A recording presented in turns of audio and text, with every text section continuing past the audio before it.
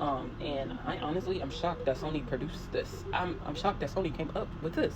But not because it's bad, because most of Sony projects are bad, but this project was actually good. And Spider-Noir is on Amazon Prime. It's an 8 episode series. Yeah. But anyways, so if you don't know who Spider-Noir is, which is essentially a Black Spider-Man, not like black as in like African American, but black as in like he has a blackout costume. Yeah. On the show, he is Ben Riley. Ben Riley is basically a clone of Spider-Man.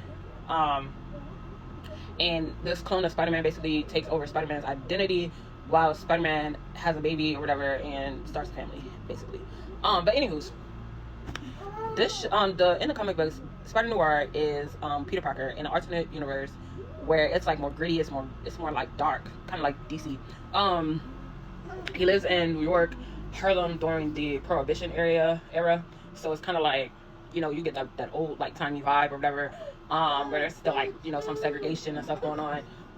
Yeah, so yeah, that's basically what the show is predicting. The show is that timeline, that time period of Prohibition with Spider-Man Noir as Ben Riley though, which kind of confused me a little bit, but I followed the story. It was actually good. And there's a part in the show where like they basically say, "Oh, is that why you changed your name?" So I guess he changed his name from actually being Peter Parker to being Ben Riley, because he is trying to hide the fact that he was a part of the power suit science project that was going on in France. But yeah, so yeah, I don't know. The show was really good. I enjoyed like the action scenes or whatever. Y'all, it's Nicolas Cage, so like of course you couldn't expect that much action. He old as fuck. But yeah, but I did enjoy the action sequence. I enjoyed that they. Yeah, I forgot to add that he's a private investigator, which is like a key point to the storyline and the plot. Basically, he's a private investigator and he's investigating these superhuman people. He ropes in one of his close friends who writes for the Daily Bugle. So the friend who writes for the Daily Bugle, of course, knows that he is Spider Noir. And his secretary knows that he's Spider Noir, even though Nicolas Cage's character, as Spider Noir, does not remember telling his secretary, that he is Spider Noir, which is kind of hilarious because he tells her and she's not shocked, and he's like, "Oh, you already knew." But like he told her several times when he was drunk and she like walked in on him in the costume or with parts of the costume on, and he's like, "Yeah, by the way, I'm the Spider." And like, yeah, that was kind of hilarious. But yes, he's a private investigator, and they both of the bad guys, the mayor and Silverman, I can't remember the mayor's name. I don't know why. Like, he was just such a useless character in the show. That's probably why I don't remember his name.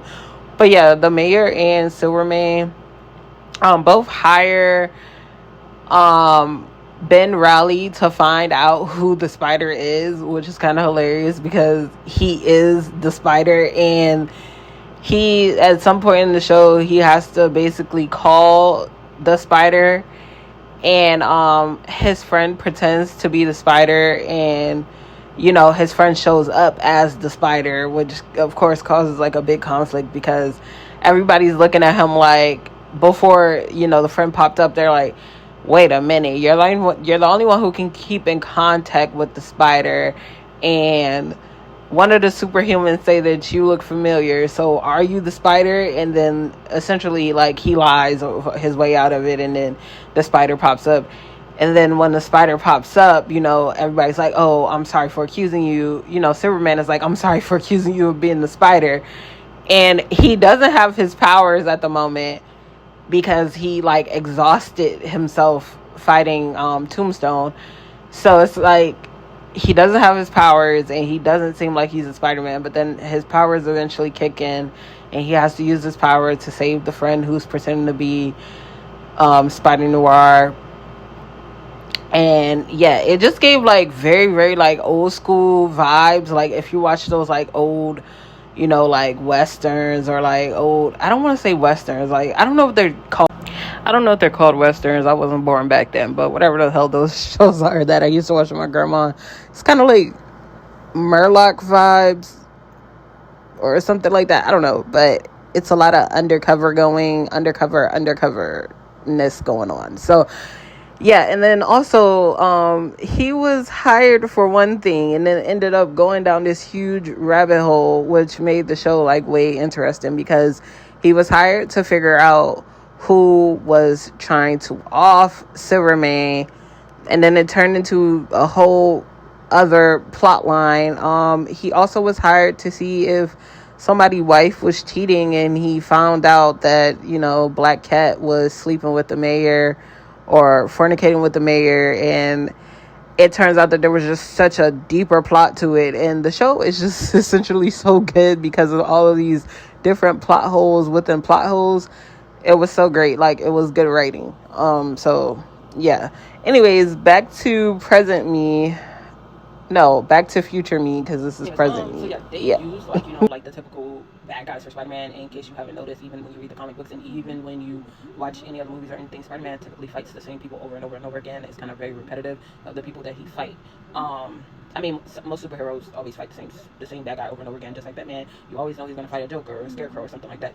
But anyways, until they put, you know, Spider-Man in the comic books with other superheroes, that's when he started fighting outside of his normal superhumans, you know, that he would fight before. So on the TV show, Spider-Noir is fighting a version of Electro. He's called Megawatt.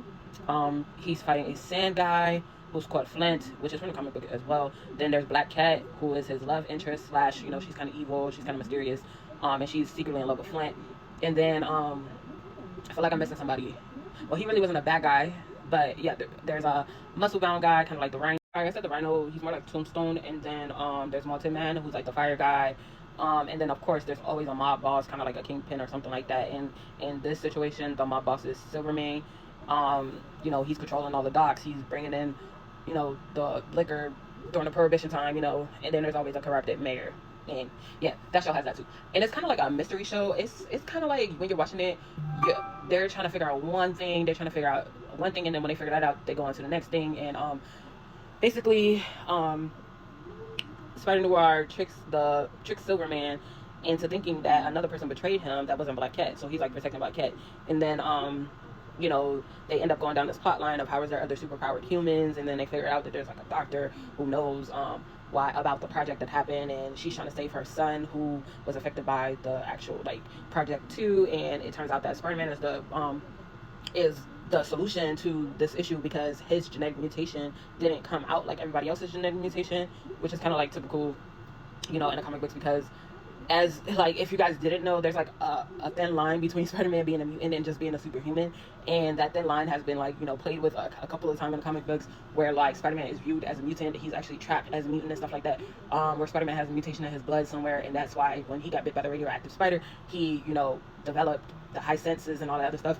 Yeah, so basically it plays on that too. And yo, like, I honestly didn't think that the show was gonna be good, and I waited for it to come out so I could watch the whole entire thing, and it was fucking awesome. Like, I literally binge watched it in a day. Yeah, and I mean, I hope they have a season 2. That's how fucking good it was. Like, I was shook by it. If you guys watch Spider-Noir, please leave a comment. Let me know what you thought about the show. If you're looking forward to any other Marvel projects, let's talk about it, because I'm looking forward to all of them. And yeah, let me know if you think that they did a good job with bringing Spider-Noir to life. And what do you think about the characters? Like, what do you think about the casting? Do you think that Nicolas Cage was a good casting for Spider-Noir? You know, like, what did you think about the villain casting and stuff like that? Because I also like to talk about, you know, like, actors that could have predicted, that could have did a better, you know, job of playing a character, or like bringing a character to the full screen. And I honestly don't think that Nicolas Cage did a bad job. Like, at first when I seen his old ass, I was like, oh, why would they do that to Nicolas Cage? But he did a great job. Yeah, so let me know in the comments, did you watch the movie? Did you watch the show? What are you looking forward to? And are you upset with their casting? Let me know.